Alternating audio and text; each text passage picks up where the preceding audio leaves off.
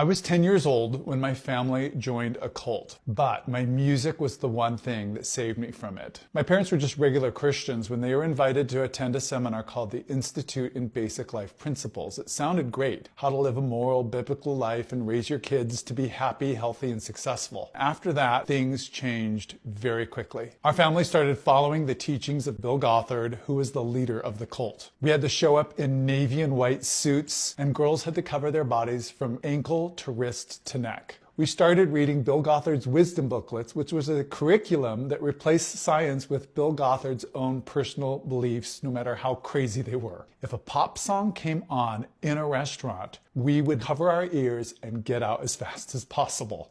I mean, it doesn't get any more crazy than that. The cult controlled everything. But there was one silver lining. You see, Bill Gothard, the cult leader, was a strong believer in classical music. So my siblings and I practiced our violins hours a day, something we'd always been doing, but now the cult encouraged it even more. So Bill Gothard created music institutes where we could go and perform on stage in orchestras with other cult member children in front of huge conferences. These were conferences that the Duggars, yes, best known for their hit TV show 19 Kids and Counting, came and spoke. They were paraded around like celebrities. They were poster children of the cult. We all looked up to them. In fact, the world watched their show and thought, what a great family. No one knew that they were just advertising a cult that controlled every aspect of our lives. When I was 14, I was offered a full scholarship to Juilliard, one of the most prestigious music schools in the country. My parents said no. The cult taught that sending your kids off to any college was basically turning them over to Satan, and even worse, I might start thinking for myself.